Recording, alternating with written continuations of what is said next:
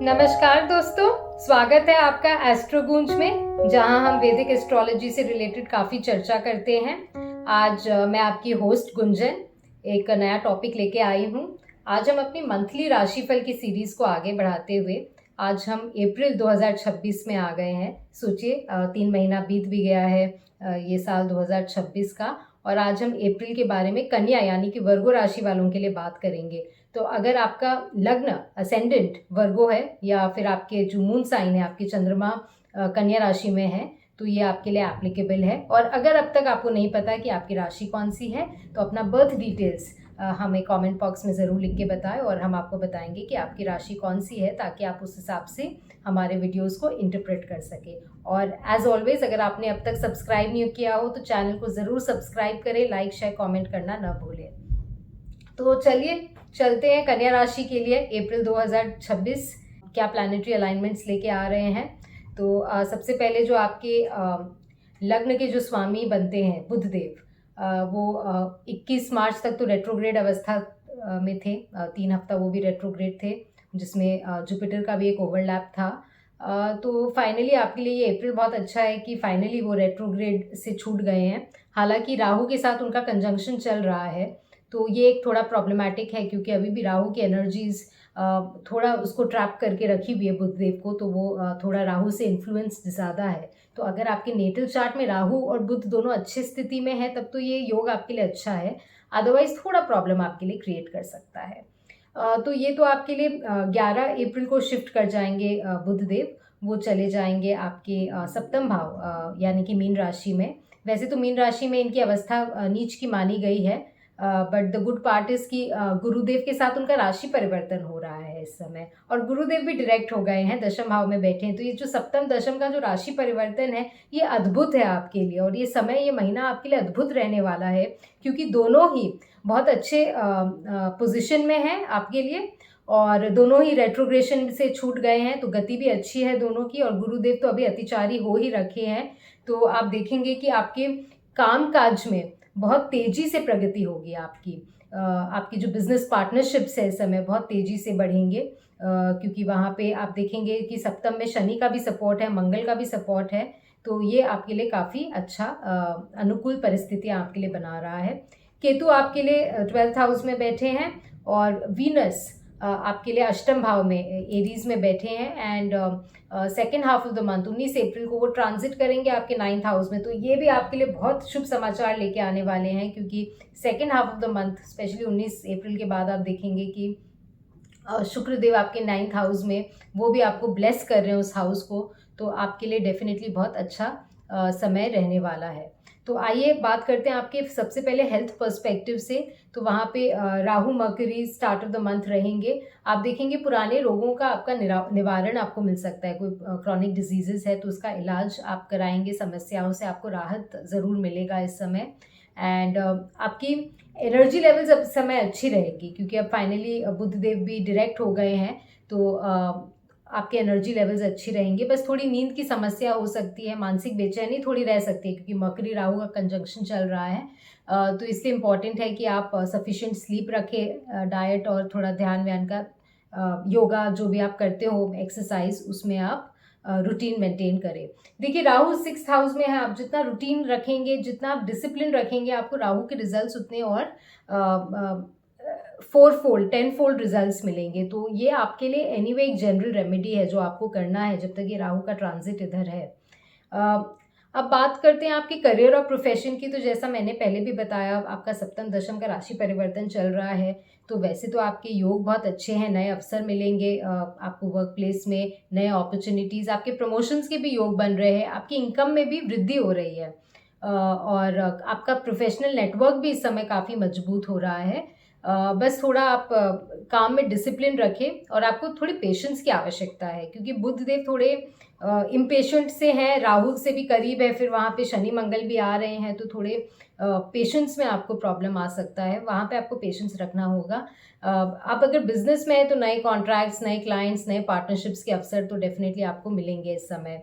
आपकी आर्थिक स्थिति की बात करें तो आपकी इनकम में तो वृद्धि होगी, आपको कोई बोनस या कुछ अचानक से एक्स्ट्रा इनकम भी मिल सकता है जो जॉब में है, और आप अगर जो इन्वेस्टमेंट्स कर रहे हैं उसमें भी आप देखेंगे कि आपको फ़ायदा होगा।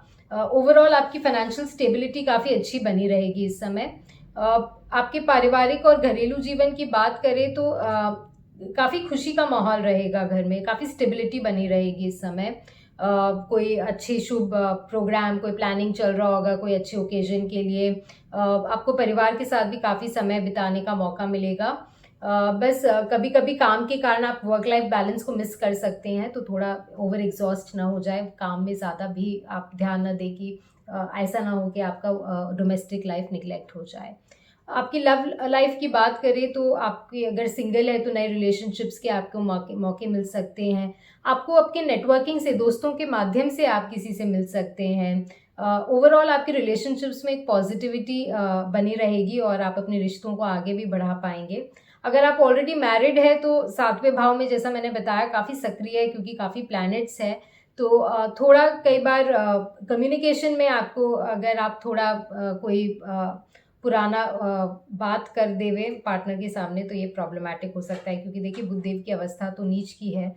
तो यहाँ पे कम्युनिकेशन, आप ओवर कम्युनिकेशन से बचें। कोई शनिदेव भी बैठे हैं तो डेफिनेटली कोई सीरियस बात पे एक आपका टॉक होगा, बट आप अग्रेशन ना दिखाएं क्योंकि मंगल देव भी वहीं हैं। इसके थोड़ा आपको इश्यूज हो सकता है, बट ओवरऑल आप देखेंगे कि आप लोग के कॉन्वर्जेशन में ज़्यादा आपकी रिस्पॉन्सिबिलिटीज़, जिम्मेदारियों के बारे में बात होगा कि कैसे हम शादीशुदा जीवन में अपने वर्कलोड, अपनी रिस्पॉन्सिबिलिटीज़ को डिवाइड करें। ये सब जो बातें होंगी ये बहुत पॉजिटिव होंगी क्योंकि शनिदेव यहाँ पे उसको ब्लेस कर रहे हैं। तो आपको लॉन्ग टर्म में आपके मैरिटल लाइफ को, आपकी डोमेस्टिक लाइफ को ये और अच्छा ही करेंगे। आपके इस समय यात्रा के योग सेकंड हाफ में तो डेफिनेटली बनेंगे। जैसे ही शुक्रदेव आएंगे आपके फॉरेन ट्रैवल्स भी अच्छे से हो जाएंगे। फॉरेन ट्रैवल में भी कोई रुकावट नहीं आएगी, जैसे वीज़ा, पासपोर्ट, ये सब जो डॉक्यूमेंटेशन रिलेटेड इश्यूज अब आपको देखेंगे वो सब प्रॉब्लम्स भी छूट गए हैं। आपको विदेश से कोई जुड़ी काम मिल सकती है। कोई स्पिरिचुअल यात्रा भी आपका हो सकता है। इस समय आप अगर स्टूडेंट है, एजुकेशन में भी आप इन्वॉल्व है तो आप देखेंगे कि एजुकेशन पर्सपेक्टिव से भी काफ़ी अच्छा है ये समय। आप एजुकेशन में स्लो एंड स्टेडी लर्निंग है आपका इस समय। और आप काफ़ी एनर्जेटिक है अपने एजुकेशन को लेके, अपनी पढ़ाई लिखाई को लेके, ज्ञान अर्जन को लेके। तो आपको अपने मेंटर या गुरु से भी इस समय काफ़ी सपोर्ट मिलेगा। तो ओवरऑल काफ़ी अच्छा समय है ये आपके लिए। शुभ डेट्स इस समय बन रहे हैं 6 और 24 तारीख। थोड़ी सावधानी बरतनी है आपको 3 और 29 तारीख को। एज अ सिंपल रेमेडी आप गाय को चारा दें या फिर पालक या कोई हरी साग दें। आइए जानते हैं आपके लिए इस समय टैरो क्या कह रहे हैं। 9 of wands, this is the card for you. इस समय आप काफ़ी काम में बिजी हैं और इसे दिखा रहे हैं कि आप काम में ऑलमोस्ट आप कुछ अचीव कर लिए। काफ़ी स्ट्रगल फेज रहा है आपका, and I am sure Q1 में तो स्ट्रगल रहा ही होगा। Q1 का लास्ट फेज मार्च में जुपिटर और मर्करी जब दोनों रेट्रोग्रेड थे तो आपके लिए तो काम वर्क प्लेस में बहुत ईजी नहीं रहा होगा, बट वो पुराने स्ट्रगल्स अब आपको मूवमेंट दे रहे हैं और आप ऑलमोस्ट काम आपका कंप्लीशन की ओर आ गया है।